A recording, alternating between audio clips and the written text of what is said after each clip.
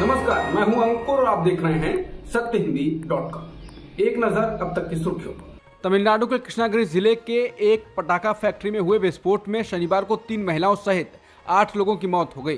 प्राप्त जानकारी के मुताबिक ये विस्फोट सुबह करीब 10 बजे तब हुआ जब 2 महिला मजदूर पटाखा निर्माण में प्रयोग होने वाले बारूद को उठाकर ले जा रही थी। पटाखा फैक्ट्री की इस यूनिट में लगभग 12 से 15 मजदूर काम कर रहे थे। विस्फोट के बाद इनमें से कई मजदूर घायल हो गए। इनकी सही संख्या अभी सामने नहीं गई है। विस्फोट इतना भीषण था कि इसके बाद लगी आग की चपेट में आसपास के घर और दुकानें भी आ गईं। पास के एक होटल की भी दीवार ढह गई है। विस्फोट के बाद पुलिस और फायर ब्रिगेड कर्मियों ने राहत एवं बचाव कार्य शुरू किया। घायलों को कृष्णागिरी के सरकारी मेडिकल कॉलेज अस्पताल में भर्ती कराया गया। इस हादसे की पुष्टि मीडिया से बात करते हुए कृष्णागिरी जिले के एसपी सरोज कुमार ठाकुर ने की है। उन्होंने कहा कि पटाखा फैक्ट्री में विस्फोट की घटना में अब तक कुल 8 लोगों की मौत की सूचना मिली। इस हादसे पर प्रधानमंत्री मोदी ने ट्वीट कर गहरा शोक जताया है। उन्होंने कहा कि तमिलनाडु के कृष्णागिरी में स्थित पटाखा फैक्ट्री में हुआ हादसा दुखद है। उन्होंने लिखा कि इस अत्यंत कठिन समय में मेरी संवेदनाएं और प्रार्थनाएं पीड़ित परिवारों के साथ हैं। घायलों के जल्दी स्वस्थ होने की मैं कामना करता हूं। उन्होंने प्रत्येक मृतक के परिजनों को 2 लाख रुपए की अनुग्रह राशि देने की बात कही। वहीं घायलों को 50,000 रुपए की सहायता राशि दी जाएगी। मध्य प्रदेश में विधानसभा चुनाव जैसे जैसे करीब आ रहे हैं, सियासी उबाल बढ़ रहा है। हाल में कर्नाटक में चुनावी जंग जीतने वाली कांग्रेस के हौसले बुलंद हैं, लेकिन रास्ता आसान नहीं है। बीबीसी से बात करते हुए सूबे के पूर्व मुख्यमंत्री और कांग्रेस के वरिष्ठ नेता दिग्विजय सिंह का कहना है कि इस बार कांग्रेस जीत रही है। उन्होंने कहा, ये लोग वोट में गड़बड़ी कर फर्जी वोट बनवा के जीत जाते थे। पिछली बार हमने इनके डबल वोटर्स हटवाए तब हम जीते। दिग्विजय सिंह ने कहा कि हमने इस बार बूथ एजेंट बनाए हैं। हमारे सारे लोग इन पोजीशन पर हैं। फर्जी नाम कटवाए जाएंगे। 100% कांग्रेस की सरकार बनेगी और 135 से ऊपर जाएंगे। कांग्रेस के मुख्यमंत्री कौन होगा, इस पर दिग्विजय सिंह ने साफ कर दिया कि कमलनाथ ही होंगे। इसके साथ ही बीजेपी पर निशाना साधते हुए उन्होंने कहा कि बीजेपी का भरोसा प्रांतीय नेताओं से उठ गया है। जो लोग कभी चुनाव नहीं लड़े वो चुनाव लड़वाने आ रहे हैं। राजस्थान में मुख्यमंत्री अशोक गहलोत के कथित तौर पर काले कारनामों को समेटे हुए एक लाल डायरी चुनाव चर्चा में बनी हुई है। स्वयं प्रधानमंत्री मोदी सीकर की रैली में लाल डायरी का जिक्र कर स्थानीय नेताओं को टूल किट दे गए। उधर मुख्यमंत्री अशोक गहलोत ने गैस सिलेंडर 500 रुपए में देने की अपनी योजना को लाल डायरी के सामने कर दिया है। उनका कहना है कि मोदी जी को लाल सिलेंडर, लाल टमाटर और इसके कारण लाल हो रही जनता को जवाब देना चाहिए। हैरानी की बात है कि लाल डायरी के मुद्दे पर गहलोत को सचिन पायलट का भी साथ मिला है, जिनका कहना है कि बीजेपी के पास कोई मुद्दा ही नहीं है, लिहाजा फालतू के विषय उठा रही है। बीजेपी लाल डायरी के बड़े बड़े कटआउट के साथ मोर्चे निकाल रही है, तो कांग्रेस ने राजेंद्र गुड़ा के खिलाफ FIR दर्ज कराने का फैसला किया है। इस बीच पता चला है कि जांच एजेंसियां लाल डायरी का पता लगाने में जुट गई हैं। हैरानी की बात है कि राजेंद्र गुड़ा मंत्रिमंडल से निकाले जाने के बाद भी लाल डायरी का राज बाहर नहीं ला रहे हैं। बीजेपी का कहना है कि लाल डायरी का राज कांग्रेस की हार के बाद ही सामने आएगा। कांग्रेस आलाकमान ने पिछले कुछ समय से कर्नाटक में पार्टी के भीतर जारी असंतोष समाप्त करने के लिए 2 अगस्त को नई दिल्ली में राज्य के पार्टी नेताओं की 2 बैठकें बुलाई हैं। पार्टी के शीर्ष सूत्रों ने यह जानकारी दी। कांग्रेस सूत्रों के अनुसार पहली बैठक पार्टी आलाकमान और कर्नाटक के शीर्ष पार्टी नेताओं के बीच होगी। कांग्रेस के एक पदाधिकारी ने बताया, उस बैठक में पार्टी अध्यक्ष मल्लिकार्जुन खड़गे, कांग्रेस के पूर्व अध्यक्ष राहुल गांधी, मुख्यमंत्री सिद्धरमैया, उप मुख्यमंत्री एवं प्रदेश अध्यक्ष DK शिव कुमार, कानून एवं संसदीय कार्य मंत्री HK पाटिल, पार्टी महासचिव KC वेणुगोपाल और रणदीप सिंह सुरजेवाला सहित कुछ अन्य शीर्ष पदाधिकारी शामिल होंगे। बता दें, कांग्रेस विधायक कथित तौर पर इस बात से नाराज हैं कि उनके निर्वाचन क्षेत्रों में कोई विकास कार्य नहीं हो रहा है।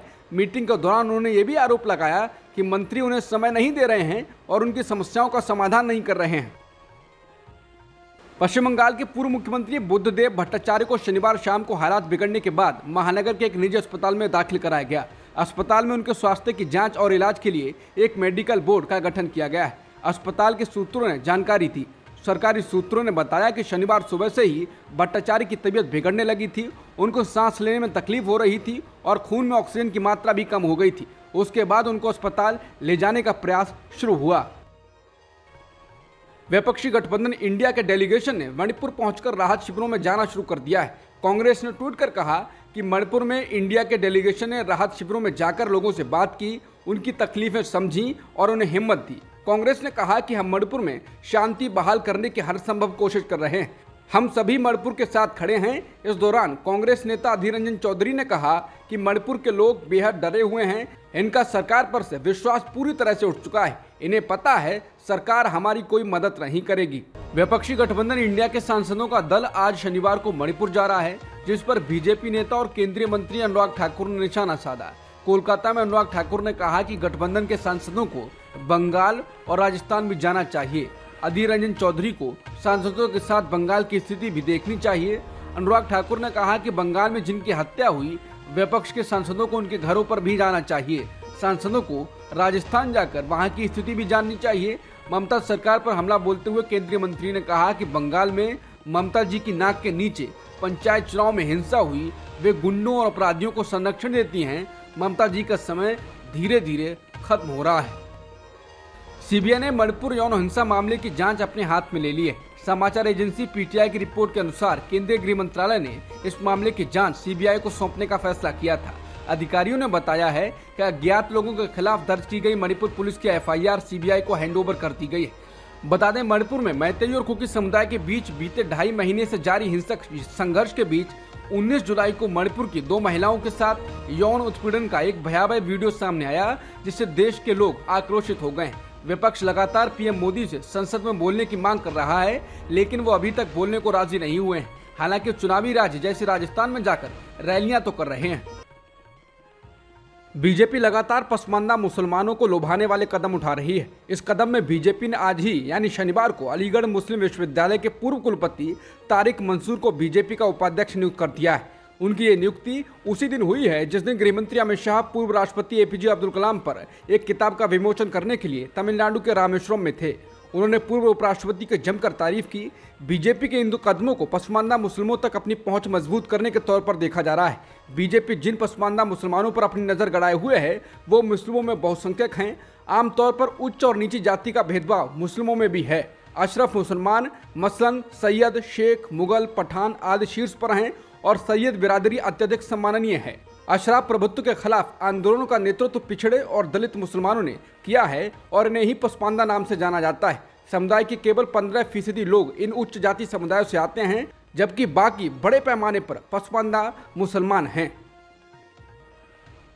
कश्मीर में शियाओं के लिए एक प्रमुख आउटरीच में जम्मू कश्मीर के उपराज्यपाल मनोज सिन्हा ने शनिवार को श्रीनगर में जुलजनाह जुलूस में भाग लिया, जो इस्लामिक महीने मुहर्रम के दौरान समुदायों के लिए शोक का एक कार्यक्रम है।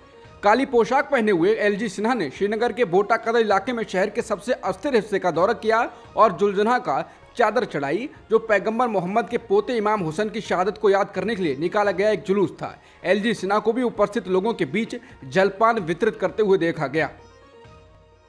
वरुण धवन और जानवी कपूर की फिल्म बवाल ओटीटी पर रिलीज हो चुकी है। इस फिल्म को लेकर अब एक नया विवाद खड़ा हो गया है।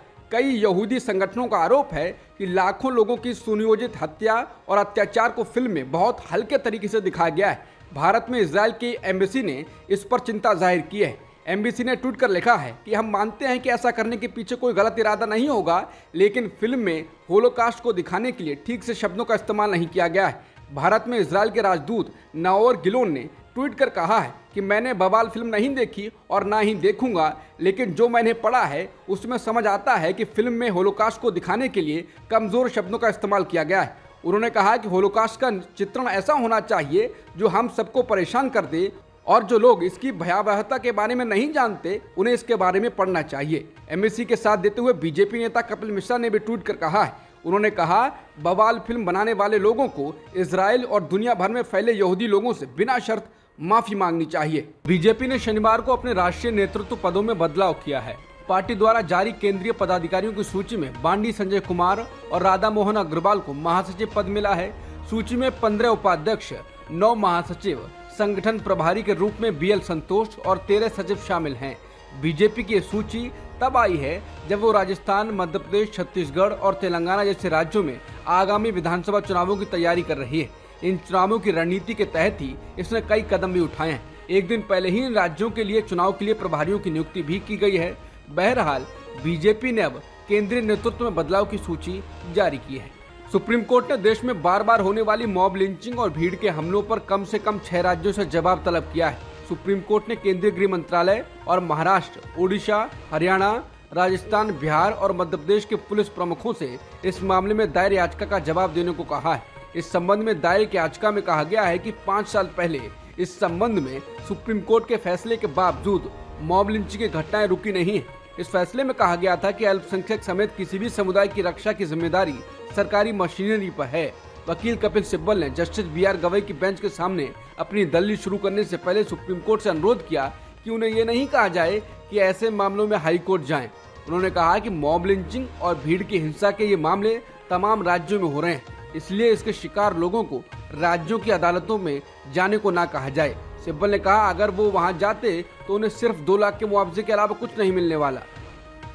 पाकिस्तान की एक महिला जासूस के जाल में फंसकर हनी ट्रैप का शिकार हुए DRDO के एक साइंटिस्ट प्रदीप कुरुलकर ने पाकिस्तानी खुफिया एजेंसी से जुड़ी महिला को ब्रह्मोस मिसाइल से जुड़े गुप्त दस्तावेज दिखाने का वादा किया था। इस जासूसी मामले पर महाराष्ट्र के आतंकवादी रोधी दस्ते यानी ATS की जांच से पता चला है कि वैज्ञानिक प्रदीप कुरुलकर ने व्हाट्सएप चैट में कहा था कि ब्रह्मोस मिसाइल की बहुत खुफिया रिपोर्ट वो एक पाकिस्तानी महिला जासूस को दिखाएंगे। इस पाकिस्तानी महिला जासूस ने वैज्ञानिक प्रदीप कुरुलकर से निजी मुलाकात के दौरान खुद को ज़ारा दास गुप्ता के तौर पर पेश किया था। बता दें कुरुलकर को जासूसी और पाकिस्तान इंटेलिजेंस ऑपरेटिव से बात करने के आरोप में गिरफ्तार किया गया था। उन पर जासूसी का शक है। समझा जाता है कि कुरुलकर हनी ट्रैप में फंसे थे। ATS के मुताबिक पाकिस्तानी जासूस ने उनसे व्हाट्सएप पर संपर्क करने के बाद उन्हें कई अश्लील मैसेज भेजे थे। उसने उनसे वॉइस और वीडियो कॉल के जरिए 10 जून 2022 से लेकर 24 फरवरी 2023 तक कई बार बात की थी। ATS का कहना है कि ज़ारा कुरुलकर से DRDO की कुछ परियोजनाओं से जुड़ी गुप्त जानकारी हासिल करने की कोशिश कर रही थी। बता दें प्रदीप कुरुलकर पुणे में RSS और संस्कार भारती नाम के एक संगठन से जुड़े थे। प्रदीप की गिरफ्तारी के बाद उनके कथित RSS कनेक्शन की खबरें सोशल मीडिया पर वायरल होने लगी। उनके लेक्चर देने की तस्वीरें और वीडियो काफी चर्चा में आ गए। तस्वीर और वीडियोस को लेकर दावा किया गया कि प्रदीप कुरुलकर 26 फरवरी 2021 को वीर विनायक दामोदर सावरकर की पुण्यतिथि के अवसर पर व्याख्यान दे रहे हैं। अब तक की खबरों में इतना ही। बाकी खबरों के लिए बने रहिए सत्यहिंदी.com के साथ।